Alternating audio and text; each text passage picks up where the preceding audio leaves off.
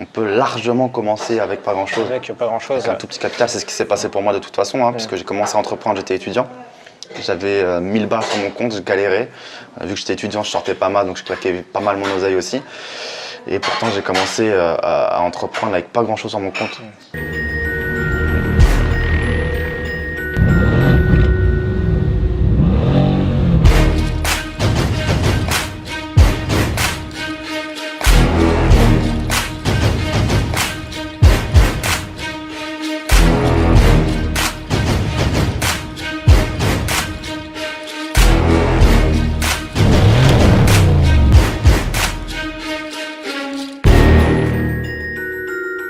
Salut, bienvenue aujourd'hui, je suis avec Raphaël Carteni.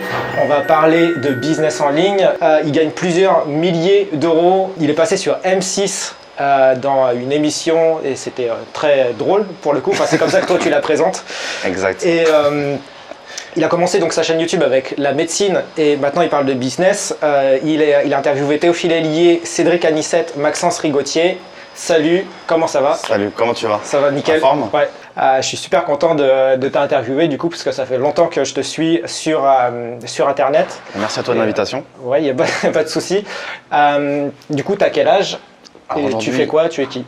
Qui je suis rapidement pour me présenter en gros. C'est ça. Alors je m'appelle Raphaël Carteni, moi j'ai 24 ans alors on fait cette vidéo et on peut dire aujourd'hui que je suis entrepreneur, investisseur et auteur entre guillemets. Avant j'étais étudiant en médecine, j'ai fait 5 années de médecine avant de entre guillemets tout arrêter pour me reconvertir dans l'entrepreneuriat et l'investissement. Tu as réussi à faire les 5 ans avant d'arrêter ou tu as vraiment clôturé tes 5 ans de médecine? Pour être honnête, à la fin, je traînais des pieds, c'est-à-dire que notamment la dernière année, j'ai volontairement fait exprès de la redoubler pour garder le statut d'étudiant avec tout ce qui va avec. La carte étudiante qui apporte des avantages, la protection étudiante, etc. Et en fait, j'ai validé il me restait qu'une seule matière à valider, comme ça j'étais étudiant alors j'aurais pu la valider, histoire de développer mes projets entrepreneuriaux à côté. Et j'ai commencé à entreprendre et à investir jusqu'à devenir aujourd'hui, comme on le dit dans le milieu, indépendant financièrement. D'accord.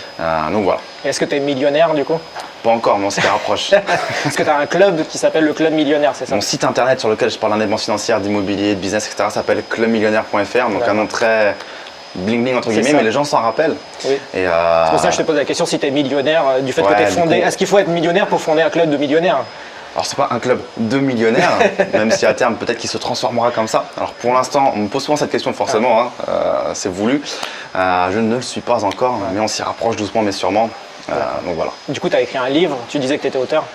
Ouais, j'ai écrit 2 livres, un sur les étudiants en médecine pour les aider à obtenir le concours de première année de médecine du premier coup et un second sur l'indépendance financière dans lequel je retrace mon parcours qui s'appelle Des bancs de la fac à l'indépendance financière sans héritage et sans capital, pardon, dans lequel j'explique comment step by step je suis arrivé à cette fameuse indépendance financière. Ça marche. J'ai vu que c'est un gros pavé, il y a beaucoup de pages. Il y a 250 pages, donc je parle de tout, Moi j'ai énormément de difficultés à lire, c'est pour ça que je dis ça. Mais pourtant il se lit très très vite, beaucoup de gens me disent qu'ils n'ont pas lu depuis des années, pourtant ils ont détruit mon livre en 1 heure tellement je l'écris très simplement. C'est pas du Balzac, c'est écrit à ma façon et on rigole bien à l'intérieur. C'est intéressant aussi.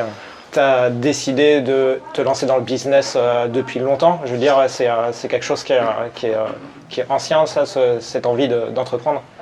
À l'âge de, je crois que c'était 19-20 ans, j'ai commencé à découvrir tout ça par le biais du marketing de réseau. Donc voilà, quelque chose que je n'approuve pas forcément aujourd'hui comme business model en tant qu'acteur non propriétaire, je veux dire. Ouais. Mais j'ai commencé comme ça à l'âge de 19-20 ans. Ouais. D'accord. Ok, donc il y a un aspirateur qui s'est mis en route, je pense qu'il n'y a pas de souci. Je pense qu'on entend, il n'y a pas de souci. C'est juste pour dire qu'on est dans un hôtel et voilà, il peut se passer des choses, il n'y a pas de souci. Exactement. Du coup,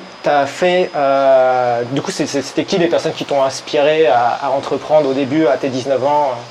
À mes 19 ans, il n'y avait encore personne en fait, vu que c'était du marketing de réseau. C'était tout simplement un ami qui est venu me voir en me disant hey, écoute Raph, j'ai un truc à te présenter, un truc de malade, faut à tout prix que tu viennes, c'est une opportunité de malade. Bref, un petit peu les accroches qu'on a dans le marketing de réseau, un peu cliché en France.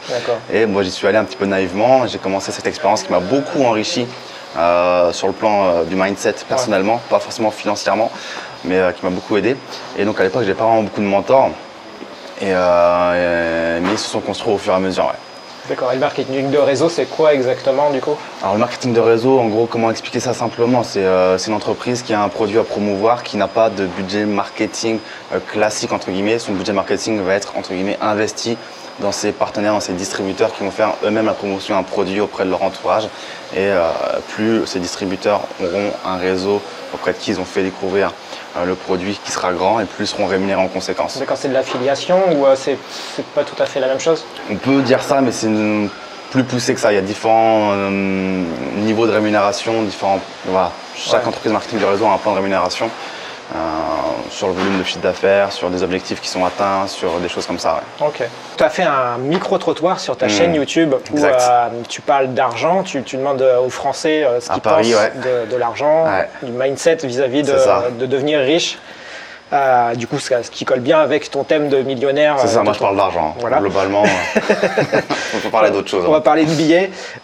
Du coup, je vais te reposer les questions que tu leur as posées parce qu'on n'a pas eu ton point de vue finalement sur ces questions-là. Bien joué. Alors, que penses-tu des Français qui gagnent de l'argent en France et qui quittent le pays? C'est une question que tu avais posée. Première question, qu'est-ce que tu penses des gens riches qui s'exilent de France fiscalement pour ne pas payer d'impôts? Ouais, exactement. Donc, s'expatrie pour les raisons fiscales. C'était ça ma question précisément que j'ai posée à Place de la République, donc pas forcément le meilleur quartier. D'accord. Enfin, on va dire, en plus, tu avais choisi le quartier. Pas forcément, je me suis dit c'est un endroit entre guillemets un peu populaire. C'est vrai que ce genre de question, j'aurais aussi pu la poser avenue Georges V ou je ne sais où dans le 16e ou dans le 8e, mais bref, je l'ai posée à Place de la République et c'est vrai qu'il y a eu des réponses assez marrantes, dont certaines un peu virulentes. J'aurais tendance à dire que c'est des enculés. Ça, c'est vraiment pas juste. C'est la France qui les a fait et puis ils se barrent et... Dans le sens où j'ai pas dit aux gens que personnellement moi j'étais expatrié, puisqu'aujourd'hui moi j'habite en Estonie à Tallinn. Et je posais la question du coup à des personnes qui me répondaient c'est des enfoirés, les gens qui partent de France pour des raisons fiscales, c'est des connards, ils devraient payer leurs impôts en France. T'es né français, tu restes en France, tu contribues pour la France. Et c'était marrant. Et qu'est-ce que j'en pense personnellement? Eh bien, c'est un long débat. Franchement, c'est un long débat. Je pense qu'on n'aura pas le temps de le faire en entier sur une vidéo, mais tout dépend pourquoi tu pars. Parce qu'il y a toujours l'idée de dire que si on part pour les raisons fiscales, c'est-à-dire qu'il y a moins de gens qui vont contribuer aux impôts en France, donc notamment tes amis, ta famille, qui vont payer plus d'impôts parce que toi, tu es peut-être parti. Et c'est peut-être un peu égoïste, c'est peut-être une question de morale dans tout ça. Donc je sais pas. C'est la vision des Français tels qu'on... Certains peuvent penser ça. Après, moi, je pense que voilà, j'aime bien dire que je suis un citoyen du monde, qu'il n'y a pas de frontières, que donc voilà, ça va peut-être faire un peu cliché comme citation, comme réponse. Mais voilà, moi, je bosse sur Internet. Une majeure partie de mon activité, c'est sur Internet. Et Internet, pour moi, ça n'a pas de frontières. Je suis expatrié en Estonie, à Tallinn, parce que voilà, c'est très technologique là-bas. Sur Internet, ils sont très avant-gardistes. Ils ont développé beaucoup de choses. Il y a des startups dans tout ça. Donc, j'avais bien envie d'aller voir ce qui s'y passait. Du coup, tu as créé un réseau là-bas. C'est ça, exactement. Et aussi pour la volonté de m'expatrier et vivre l'expérience. Parce que quand tu arrives dans un nouveau pays, tu parles pas la langue, tu connais personne. Tu es tout seul, tu es à poil. Rien que pour faire une photocopie, parce que tu n'as pas d'imprimante chez toi, tu mets 2 heures à trouver comment faire. Donc, c'est marrant, entre guillemets. Tu sors de ta zone de confort. Donc voilà, tout dépend pourquoi tu pars, mais moi je suis clairement pas contre l'expatriation. Je pense que c'est une grosse chance même, culturellement parlant, d'aller voir des gens qui sont pas comme toi, qui pensent pas comme toi, qui parlent pas comme toi, qui mangent pas comme toi, qui vivent pas comme toi. Donc l'Estonie c'est assez proche de la France, mais si tu pars à Bangkok ou à Mexico, c'est pas du tout pareil, quoi. D'accord. Donc ce serait dommage de s'imiter à des préjugés, je pense. Et du coup, tu penses que c'est quel endroit qui est le mieux pour entreprendre dans le monde? La France. C'est bizarre comme réponse, mais la France c'est un endroit... Après, tout dépend du genre de business qu'on veut lancer. Mais la France, enfin voilà, faut pas cracher dessus non plus, c'est que c'est un excellent pays, c'est un excellent terreau, j'aime bien le dire, un terreau très fertile pour commencer à entreprendre. Parce que tu as beaucoup d'aide, tu as beaucoup d'accès à des réseaux, des contacts pour commencer à entreprendre. Après, le problème de la France, c'est qu'une fois qu'elle t'a aidé, elle va jamais t'oublier. C'est-à-dire qu'après, il va falloir raquer, donc avec tout ce qu'on connaît, TVA, IS, IR, salaire, employé, bref. Tout ça, donc ça peut coûter bonbon et... Ça, après, c'est des problèmes de riches, j'ai envie de dire, parce que quand tu commences une entreprise, tu payes pas non, bien sûr. l'ISF par exemple, enfin, des trucs énormes. Donc toi, tu penses qu'il faut commencer en France? Bien sûr. Et après changer ça serait qu'on ait une certaine taille. C'est ça, ce serait bizarre d'à peine avoir commencé de se dire je me barre à l'étranger. Ça retombe un petit peu sur beaucoup de choses que je retrouve notamment dans l'immobilier ou dans d'autres business, c'est que les gens ils n'ont pas encore commencé à entreprendre, qui pensent déjà à la fiscalité, à l'imposition. Oui mais moi j'ai payé ça en impôt. Non, t'as pas encore gagné d'argent, tu penses déjà à combien tu vas payer un impôt. Donc non, bien sûr, on s'en fout. Enfin je veux dire au début il faut créer de l'argent, il faut faire de l'argent, il faut créer de la valeur pour les gens et ensuite on pense à son imposition, à sa fiscalité, à son montage fiscal. Mais au début non. Il faut tester une idée rapidement. Ouais c'est ça, il faut tester, on voit si ça marche parce que voilà, dans l'entrepreneuriat, comme tu le sais très bien, ça marche pas tout de suite. Non, c'est clair. Sauf si on a de la chance, entre guillemets, il y a encore le débat sur la chance, on pourra le faire. Des fois, on peut même avoir de la chance très rapidement et ça retombe. bien. Du coup, tu as posé aussi une autre question qui m'a interpellé. Est-ce que tu penses qu'il y a une quantité d'argent limitée? Est-ce que être riche, c'est quelqu'un qui est riche, c'est forcément qu'il a pris de l'argent à un pauvre? Est-ce que vous pensez que si quelqu'un s'enrichit, ça veut dire que quelqu'un d'autre s'appauvrit? Si un riche s'enrichit, il prend l'argent d'un pauvre en gros. Ou est-ce que vraiment il y en a pour tout le monde? De toute façon, c'est limité. Enfin, Il y a une quantité d'argent limitée, ouais. On dit généralement qu'il faut que l'argent circule dans un pays pour que l'économie soit bonne. Et voilà, c'est ça, c'est super important. En France, on a un peu ce problème-là qui fait que les Français adorent stocker. C'est les champions du monde pour ça. Ils adorent faire de l'épargne. Je crois qu'il y a je sais plus combien dans les coffres, ça atteint des records. Et c'est pas bien, parce qu'il faut que l'argent circule pour qu'une économie soit prospère. Donc bref, je m'étale un peu dans ma réponse parce qu'il y a également tout ce qui est voilà. Après inflation, tout ça, c'est hyper compliqué. Quantitative easing, planche à billets qui tourne, les crédits, création d'argent sur rien du tout. Hop, la banque met une ligne de crédit. Quand tu la rembourses, cette ligne de crédit s'efface, sauf qu'en attendant, il y a eu de la création d'intérêt pour la banque, donc il y a une création monétaire quand même quelque part. Donc bref, c'est des cours d'économie. Après, même moi, je ne suis pas forcément calé à 100% pour donner des réponses très précises. Je ne suis pas économiste, je n'ai pas fait d'études dans l'économie, moi je suis simplement sur le terrain entre guillemets. Cet état d'esprit-là moyen des Français, est-ce que tu penses que c'est lié à l'information qu'ils reçoivent des grands médias ou à... Est-ce que toi d'ailleurs tu regardes l'information, les JT, tout ça? Moi je regarde que dalle. Je regarde que dalle, ni JT, ni magazine, ni radio. Enfin, je la subis en fait quand je suis dans des lieux publics ou quand je vais voir des gens et qu'il y a la télé qui tourne. Parce que tout simplement, on est dans un hôtel, là, il y a la télé à l'entrée. J'ai jeté mes yeux 20 secondes dessus et ça parle de grève. Déjà, ça parle de grève qui me saoule. Ça me parle de plein de trucs pessimistes. Et en fait, même si on n'a pas l'impression que ça nous pourrit le cerveau, inconsciemment, ça nous pourrit et ça nous rend aigris, pas bien. Enfin, ça pas nous optimiste. Ouais, non. Ouais. Donc les médias pour moi c'est clairement un truc qu'il faut éviter en tant qu'entrepreneur. Et voilà, je sais plus c'était quoi ta question à la base mais... C'était pour savoir si tu penses que les Français moyens ont cet état d'esprit vis-à-vis de l'argent à cause des médias ou...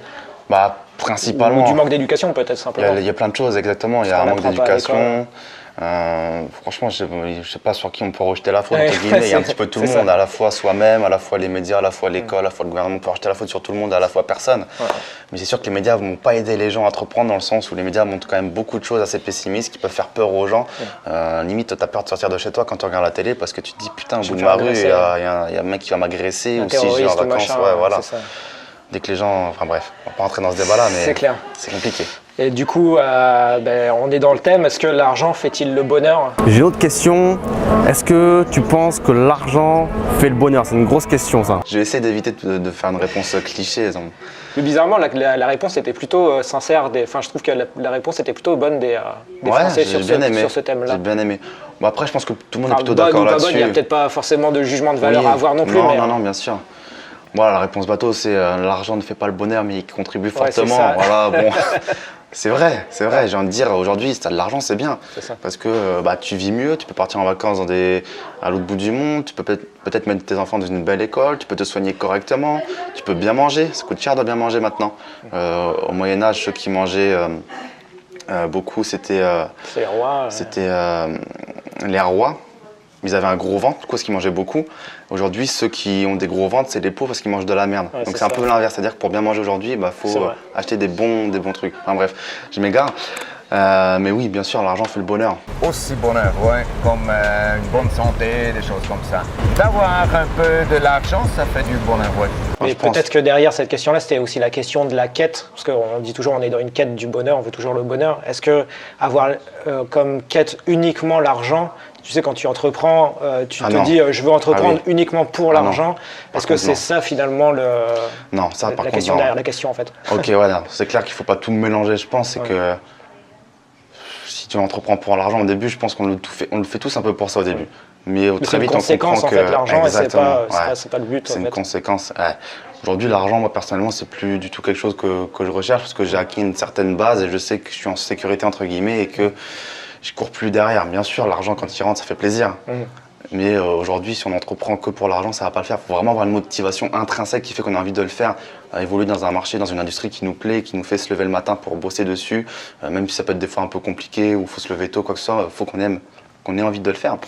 Et donc voilà, l'argent c'est bien d'en avoir, ça contribue fortement au bonheur, je le pense, mais voilà, faut pas non plus le faire au détriment de peut-être ses amis, sa famille ou d'un boulot qu'on n'aime pas du tout et qu'on subit, sinon ça va pas le faire dans le long terme. Après, il y a plein de personnes qui voient l'argent comme un score aussi.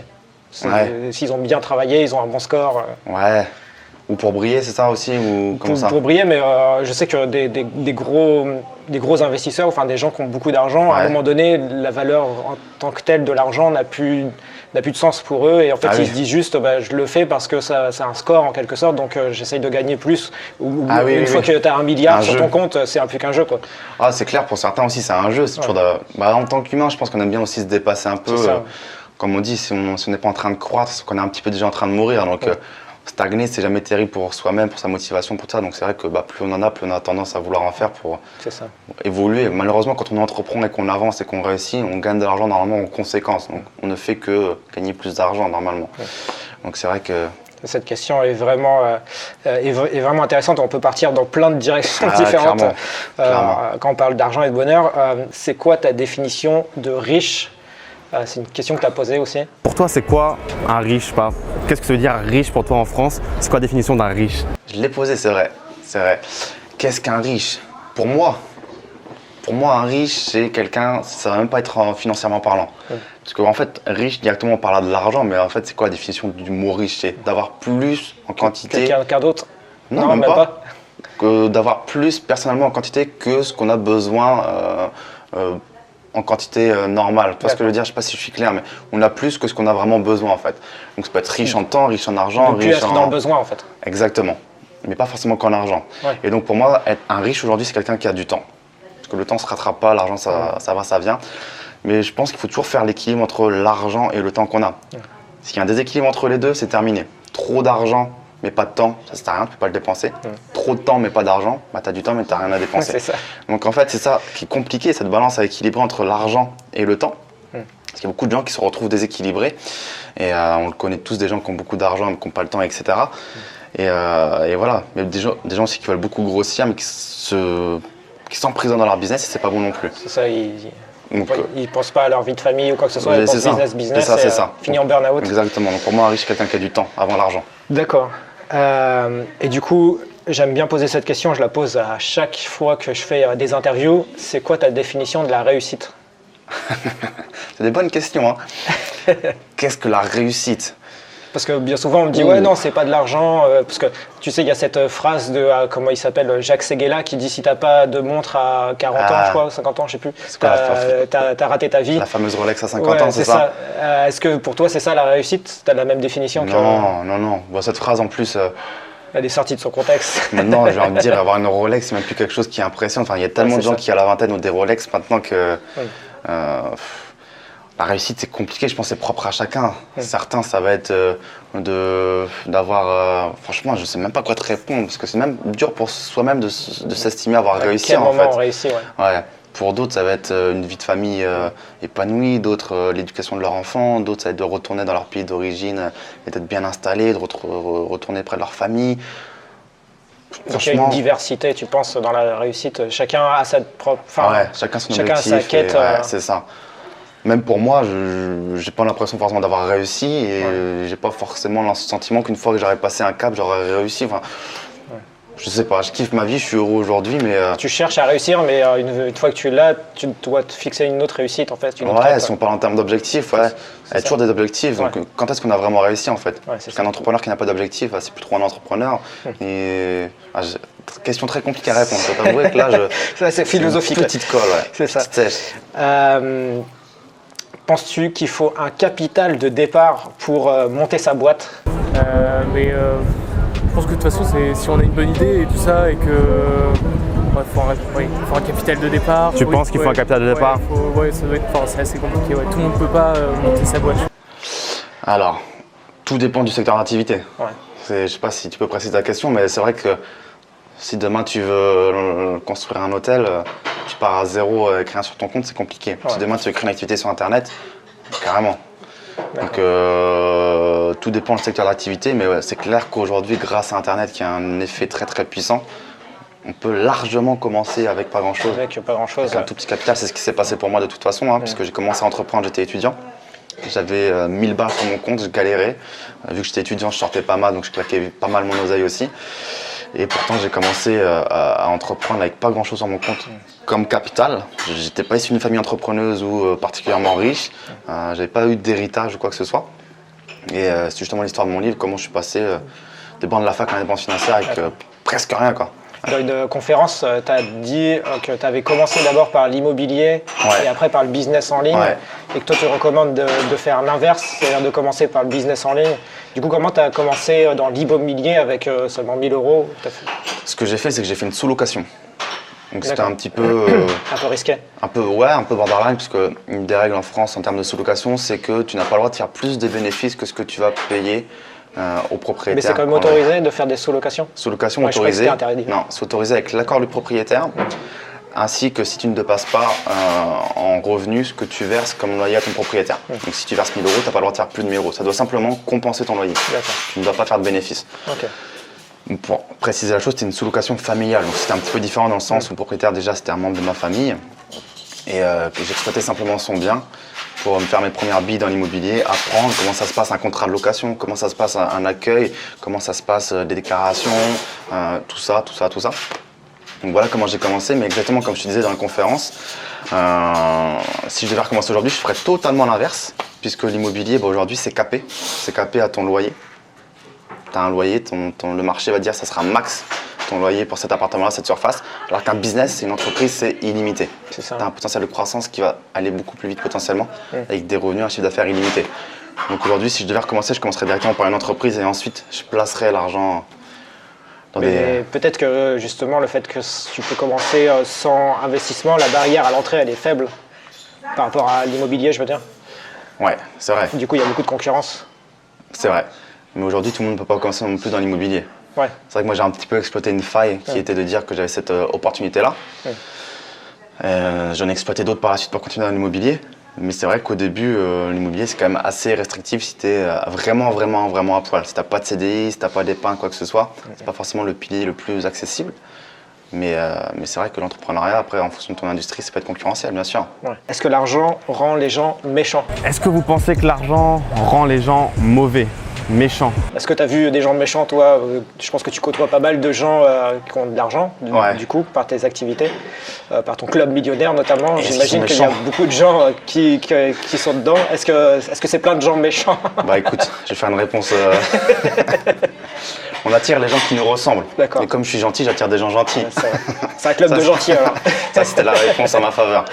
Non, plus sérieusement, j'aime bien dire qu'on est gentil, on est bon ou mauvais avec ou sans de l'argent. Donc si les gens étaient mauvais sans argent, ils le seront avec de l'argent et inversement, s'ils étaient gentils sans argent, ils resteront gentils avec de l'argent. C'est comme l'exemple d'une voiture de sport. Aujourd'hui, une Ferrari, si tu la mets dans la main d'un jeune de 17 ans qui est foufou, il va la cracher. Et si tu la mets dans la main d'un mec de 50 ans raisonné et qui veut juste se faire plaisir, ça va bien se passer. Donc encore une fois, c'est pas la voiture qui est mauvaise, c'est qui la conduit. C'est pareil pour l'éducation des chiens ou choses comme ça. Plein de choses. Je crois que c'est Warren Buffett qui disait qu'il n'y a pas besoin d'être con il n'y a pas besoin d'être riche pour être… Non, il n'y a pas besoin d'être con pour être riche, il suffit juste d'être con, quoi. Ouais, c'est ça, exactement. Pour dire qu'en fait, l'argent, il n'y a pas de lien, quoi. C'est un amplificateur de ce que tu es à la base, en fait. Donc non, moi je vois pas des gens… Voilà, encore. Enfin, ma première réponse n'était pas si ridicule que ça, c'est que voilà, on attire également ceux à quoi… Des gens qui nous ressemblent, donc moi j'ai pas de gens bizarres ou méchants à cause de l'argent dans mon entourage en tout cas. D'accord. Mais ça existe. C'était une question assez marrante à poser en micro-trottoir. Du coup, je sais pas si tu veux t'exprimer là-dessus, qu'est-ce que tu penses des grèves? Parce que du coup tu les subis plus ou moins actuellement.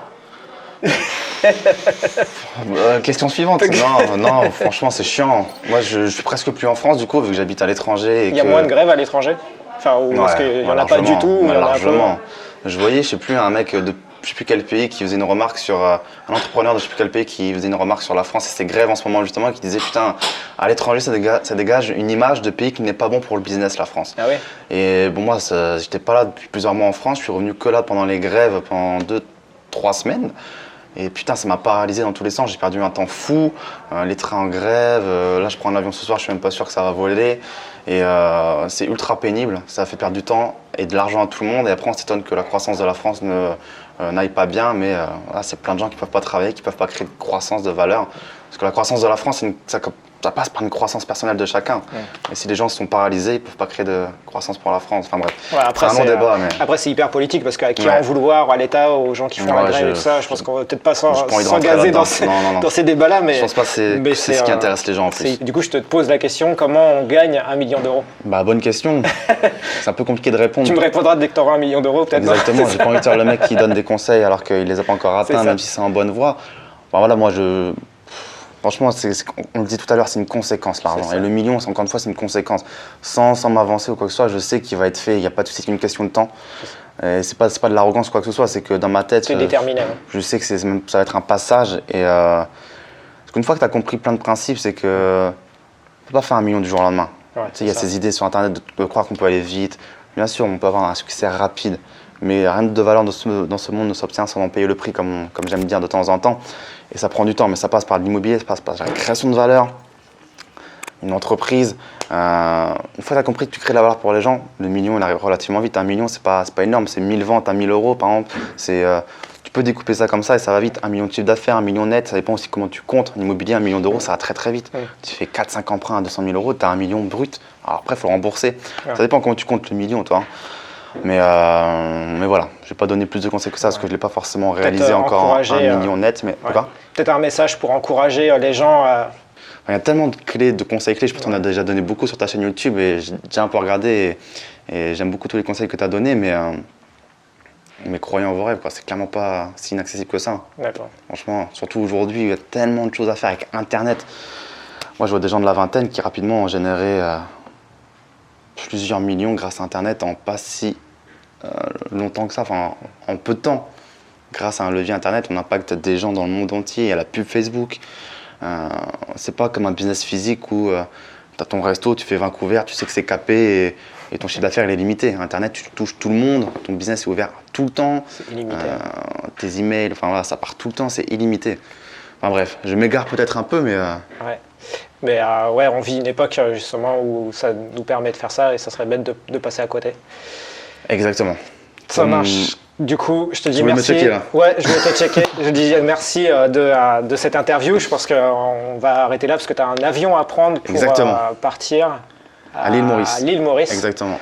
Pour une petite semaine, après sud de l'Espagne, j'y vais pour un mastermind à l'île Maurice, après pour un autre mastermind en Espagne, à Grenade, dans le sud de l'Espagne, et ensuite je rentrerai à la maison. Un globetrotter alors. Je voyage pas mal, ouais. J'aime beaucoup voyager, donc c'est cool. Bon, en tout cas, je te remercie d'avoir accepté l'interview juste avant ton départ. Bah, merci à toi, c'est super sympa. Super, merci. Salut. Ciao. Vous pouvez retrouver gratuitement cette conversation dans son intégralité et bien d'autres en cliquant sur le lien en description.